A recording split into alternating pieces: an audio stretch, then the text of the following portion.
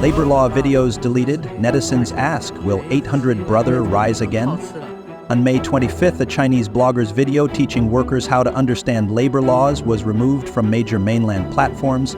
In the clip, he calmly explains labor arbitration and the legal 8-hour workday. But soon after, viewers reported the content for promoting laziness and inciting crime. A black screen now replaces the footage. If this road is blocked, they take another, the blogger says, hinting at future resistance. The censorship echoes past viral figures like 800 brother, stirring fresh questions about how far Beijing will go to silence legal education online. Henan Bank depositors clash with unidentified men near Financial Bureau. On May 26, hundreds of Henan rural bank depositors were reportedly detained in a black jail near the Henan Financial Regulatory Bureau. Videos show them trapped behind iron barriers, shouting for release. When denied access to the central inspection team, they forced their way out, clashing violently with a group of unidentified men in black clothing. Several depositors collapsed, with one seen convulsing on the ground. Witnesses say many were beaten until they lost control of bodily functions.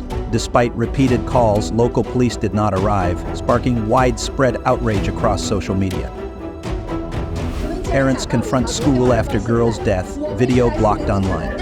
On May 26 at Shuchang No 6 Middle School in Henan Province, a video surfaced online showing outraged parents confronting school staff after a student reportedly died by jumping from a building. In the footage, one parent asks the head teacher, "Have you shed a tear? Are you a human being?" accusing the school of hiding the girl's reported 3 days of physical punishment. Parents claim the school and local police suppressed the incident and blame the family. The video was swiftly removed from Chinese platforms, with the grieving parent urging viewers to share it widely. New footage shows Shuchang No 6 Middle School not only defaced with graffiti and broken windows, but also targeted by arson, with flames seen rising from a classroom at night. Robot show turns chaotic as humanoid hits referee. May 25, during the televised Mech Combat Arena hosted by China Central Television, 4 humanoid robots developed by Yushu Technology delivered an unexpected spectacle.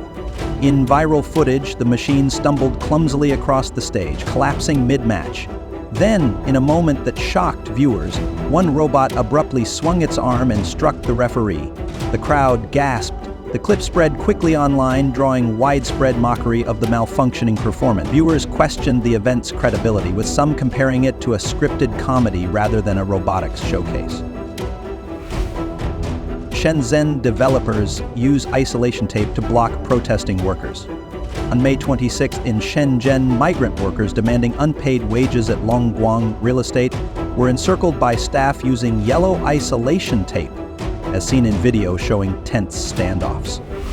BYD factory in Chengdu accused of forcing out older workers. On May 25 in Chengdu, Sichuan, a female worker posted a video alleging Changzhou BYD dismissed employees over age 50 without compensation. Footage shows her outside the factory gates, saying affected workers were locked out and denied entry. The company reportedly disabled their access rights without prior notice. Fatal stabbing over card game in Zibo's People's Park. On May 25, around 6 p.m. in Zibo, Shandong, video from People's Park captured chaos after a stabbing. Witnesses said a dispute over playing cards led to one man being killed instantly. A bystander trying to intervene was also stabbed and remains in the ICU. Blogger criticizes all vegetarian factory meals in Jiangxi. On May 26 in Jian, Jiangxi, a blogger posted a video showing a factory meal at Lianchang Hongsheng Electronics. The tray contained only plain vegetables, sparking complaints. In the clip, the blogger questioned whether such food was meant for pigs or sheep, criticizing treatment of workers. Wage arrears spark worker protests across 3 provinces. Dated between May 22 and 26 in Shenzhen, dozens of workers occupied Meizi's project office at Huawei's Nanshan user building, demanding overdue wages. Meizi is a subcontractor for Dongguan skylight decoration. On May 14 in Gansu, workers claimed Gansu Construction Investment Southwest Company owed 5 years of wages. They said labor officials stalled responses and some workers reported lacking food. in Sichuan on May 23rd, Heiju construction workers protested 3 months of unpaid wages. A worker said they would stop work if unpaid again. Douyin blogger vanishes after criticizing capitalism. Douyin blogger Ma Xiaoqiang, known for posting videos rejecting overwork and promoting lying flat, disappeared after an April 16 live stream. Footage shows plainclothes men entering his room mid-broadcast and taking him away. Since then, his account has gone silent, with no public updates, sparking concern among followers about his whereabouts. Migrant workers block gate at nuclear construction site over unpaid wages. On May 26 in Anyang District, Sichuan, migrant workers protested unpaid wages at the China National Nuclear Urban Construction Development's Industrial Park project. Video shows workers blocking the construction site entrance, holding signs. A blogger filming the scene said this site had delayed payments for years, and despite working for months, many still hadn't received wages. Is it still possible to work at such a site? He asked. The project is linked to the China National Nuclear Corporation, raising broader concerns about payment practices in state-length infrastructure work. Shenzhen workers protest unpaid wages, police seize banners. On May 26th, outside Longguang Real Estate Group in Shenzhen, workers held red banners demanding overdue wages. Videos show a silent standoff at the entrance. Moments later, police arrived and forcibly removed the banners from the workers' hands, prompting online criticism over suppression of peaceful labor protests. Home buyers protest in Hengyang after funds diverted to repay fraud victims. On May 26th in Hengyang, Hunan, homeowners from the Platinum-era real estate project gathered outside the municipal government, holding signs and demanding answers. Videos show the group chanting and holding documents. They claim the city government secretly diverted their sales supervision funds to repay victims of the Sunset Red fraud case in Yanfeng district. Our project has been unfinished for years, one owner said on camera. No official has taken responsibility. The misappropriation left buyers without homes, fueling anger over lack of transparency and accountability from local authorities. Elderly man's tricycle in Hunan displays pro-Trump slogan. On May 25 in Hunan, a netizen captured video of an elderly man riding an electric tricycle with a striking sign on the back. The message read, "Trump is waging a tariff war for as long as he wants. Until complete victory, truth is only within the range of missiles." Elderly man collapses on crosswalk. Bystanders stay silent in Changji. On May 25th in Chanja, Shanxi, surveillance footage showed an elderly man collapsing while crossing a zebra crossing. He crawled on the pavement, waving for help, but passers-by ignored him. Only after traffic police arrived did someone assist. The incident occurred just over half a mile from the city government. Putian school sparks outcry over harsh rules censorship. A student at Putian 10 middle school recently died by a pass away. Friends cited mental stress and depression as key factors.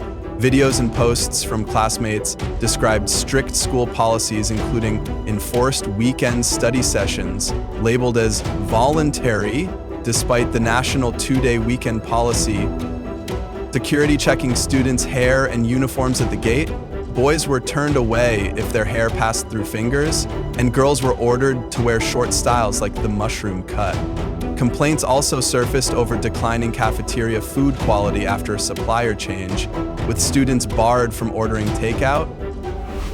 Injured diver Quan Hongchan draws quiet crowd in Wuhan. On May 24th, Chinese diver Quan Hongchan, sidelined by injury, appeared at the Wuhan competition venue. She accepted plush toys and flowers from fans who crowded the stands, then raised her hand in a hushed gesture, signaling them to lower their cheers. Cameras captured her quiet demeanor as she walked slowly past the crowd. Guangxi drought triggers dozens of sinkholes, alarming farmers. In May, video from Gaoyang village in Guangxi showed cracked soil and sudden sinkholes tearing through farmlands. Villagers said the drought was the worst in 63 years, with over 30 sinkholes opening near homes and fields. Locals cautiously continued farming beside gaping earth fractures. Mountain rocks trigger explosion at Guangxi fireworks warehouse. At 7 a.m. on May 25th, surveillance footage from Donglen Town, Guangxi captured giant boulders crashing down a hillside, striking the Julong fireworks warehouse. Seconds later, a violent explosion engulfed the site in smoke and debris. The structure was destroyed. Officials said no injuries were reported. Urban management officer filmed beating street vendor in broad daylight. A viral video shows a man in urban management uniform striking a fruit vendor with a whip-like object on a busy street. The middle-aged vendor shields himself as onlookers rush to intervene. The incident, reportedly in China, has drawn widespread condemnation online. The officer's identity remains unconfirmed. An An school worker paralyzed after 16-foot fall, family says no compensation. On March 10, 2025, a school maintenance worker at Changyuan Dalin School in Hunan fell from a 16-foot-high mobile tripod while fixing a streetlight. The worker suffered shattered hips and severe spinal fractures. Despite 4 surgeries, he was left paralyzed and incontinent. The blogger, his child, alleges that the school has refused to cover any medical costs.